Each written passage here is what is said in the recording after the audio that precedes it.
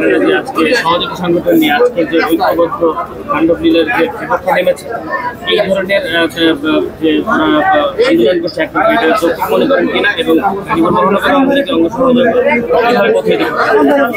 জি ধন্যবাদ।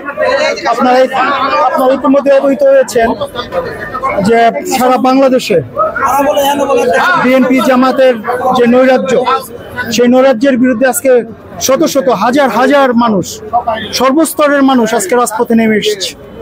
আজকে আপনি যে কথাটা বলেছেন যে ছাত্রদের এই দাবি কি যৌক্তিকতা আছে, এটা তো মানে একটা ফয়সালা হয়ে গেছে।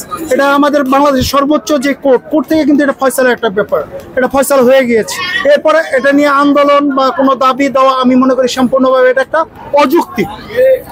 এটা তার যুক্তি নেই। দেখেন গতকাল তো আমাদের প্রাইম মিনিস্টার গণপ্রজাতন্ত্রী বাংলাদেশ সরকারের মাননীয় প্রধানমন্ত্রী শেখ হাসিনা আহ্বান করেছেন যে গণভবনের দরজা খোলা, আলাপ আলোচনার জন্য খোলা, কিন্তু সেটা তারা প্রত্যাখ্যান করেছে। এই প্রত্যাখ্যানের মানে কি? তারা আজকে এক দফা দিয়েছে।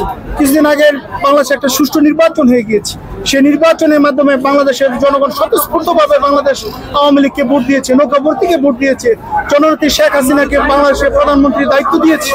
তারা একটা দাবি, অযৌক্তিক একটা দাবি করবে আর সেই দাবি বাংলাদেশের মানুষ মেনে নেবে, এটা কখনোই বাংলাদেশের মানুষ এটা মানতে পারে না।